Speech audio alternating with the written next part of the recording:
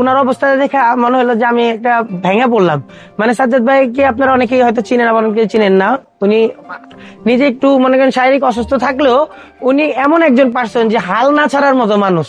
লোকের বেতন দেওয়ার মতো সামর্থ্য আমার নাই। আমার বিগ বিগ অর্ডার আসা শুরু হলো, তো আমার একা একাই সবগুলা মেসেজ কন্ট্রোল করতে হইতো, সবগুলা আপনার মেসেজ দেখতে হইতো, উত্তর দিতে হইতো। অনেক কাস্টমার ছুটে গেত, কাউকে উত্তর দিতে পারতাম না, এতে মানুষ রাগ করতো। তো এর মধ্যে এক বড় ভাই কল দিয়ে বলতেছে, শাকিল ভাই আপনার সাথে একটু জরুরি কথা আছে, আপনি কি আসতে পারবেন? আমি বললাম কি কথা ভাই? কয় ভাই আসলে আপনি আসলে আমি বলতে পারবো। তো আমি বললাম ভাই একটু বলেন না। বলে আপনি আসেন। আমি বললাম কোথায় আসবো? বলো মানসী হলের সামনে আসেন। তো আমি আবার গেলাম নবাবপুরের কাছাকাছি মানসী হলটা, ওইখানে গেলাম। যাওয়ার পর বলতেছে ভাই আমার একটা ভাই আছে, আসলে ভাই কি পরিচিত ভাই, ওনার একটা চাকরির দরকার।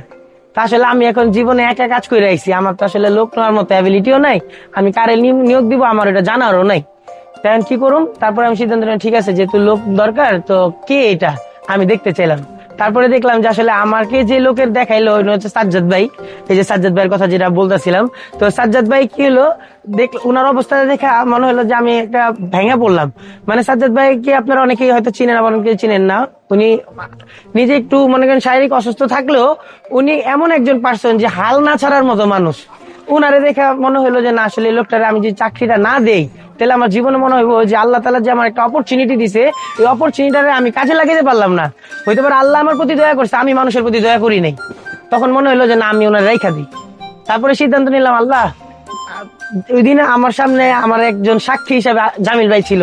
আমি আকাশের দিকে তাকে বলছি আল্লাহ তুমি জানো যে আসলে এই লোকের বেতন দেওয়ার মতো সামর্থ্য আমার নাই, কারণ আমি এরকম এখন ইনকাম শিখি নাই, কিন্তু কিভাবে দিব আমি জানিও না। এরপর থেকে মনে হলো জীবনের আরেকটা রঙিন পার্ট শুরু হলো। রঙিন পার্টটা কেমনে শুরু হলো বলি তো, সাজ্জাদ ভাইকে আমি বললাম ঠিক আছে সাজ্জাদ ভাই, যেহেতু আপনি কাজ করবেন তাহলে আমার দোকানে চলে এসে পড়ে, আমি আপনার ইনশাল্লাহ কালকে থেকে নিয়ে নিবো। কাল তো উনি আবার বাসায় বিকাল 3টা বাজে চলে আসতো, বাসায় বসে বসে কাজ করতো। উনি আমার একটু হেল্প করতো, মেসেজটা দিতে, আমি এদিক অন্য কাজ করতাম, তো আমার একটু হেল্প হইতো। তো দেখেন এর পরের দিন থেকেই কি হলো, আলহামদুলিল্লাহ আমার বিগ বিগ অর্ডার আসা শুরু হলো। বিশ্বাস করেন আপনার বাংলাদেশে বড় একটা ই কমার্স প্রতিষ্ঠান থেকে সর্বোচ্চ পরিমাণ 7 লাখ টাকার পর্যন্ত অর্ডার পাইছি আমি আপনাদেরকে বললাম আলহামদুলিল্লাহ।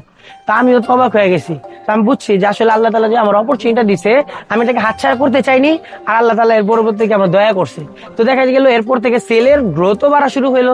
বাসায় রাইখাও কাজ করাটা টাফ হয়ে গেল, কারণ বাসাটা 3 তলা ছিল, তো মাল উঠানো নামানো, আমার কাছে ক্যাশ টাকাও ছিল না যে মালই কিনবো না দোকান ভাড়াই দেবো। জানেনি তো পুরান ঢাকার ভিতরে একটা দোকান নিতে গেলে 10-12 লাখ টাকা অ্যাডভান্স, 8-9 লাখ টাকা অ্যাডভান্স, এত টাকা তো আমার কাছে নাই। তো আলহামদুলিল্লাহ আল্লাহ তাআলা কি করলো, একটা ছোট্ট দোকান নেওয়ার ব্যবস্থা করে দিল। যে দেখেন ছোট একটা দোকান, হয়তো এই দোকান দিয়ে আলহামদুলিল্লাহ কি হলো, আগে বাসায় করতাম এখন একটা দোকান হয়েছে। আগে অনেক কাস্টমার বাসায় যেতে চেত না, এখন সরাসরি দোকানে আসে, দোকানে এসে পারচেস করে। আল্লাহ যদি চায় চাইলে এর থেকেও বড় করতে পারে, আল্লাহ যদি চায় এই চেয়ে আবার নিচে নামায় দিতে পারে, এটা আল্লাহর ইচ্ছা।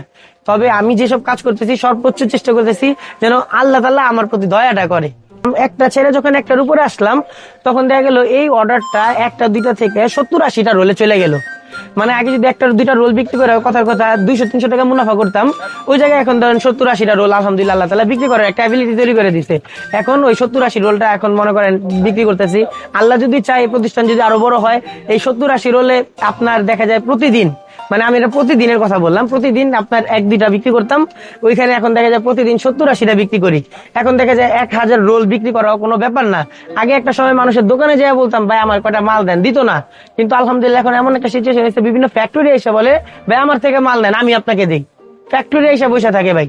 তো এটাও একটা আল্লাহর দয়া। তো আমি এই জন্যই বলি যে আসলে প্রত্যেকটা মুহূর্তে আল্লাহ তাআলা কারে কোন দিক থেকে কোথায় নিয়ে যাবে এটা আল্লাহই ভালো জানে। আর আমি মনে করি যে আমি যতটুকু চেষ্টা করেছি, আমার মনে হয় যে এই চেষ্টাটা আল্লাহ তাআলা কতটুকু কবুল করবে বা করেছে এটা আমি জানি না, কিন্তু আমার ইচ্ছা এই স্বপ্নকে আরো বড় করার, আর এই প্রতিষ্ঠানকে আরো বড় করার।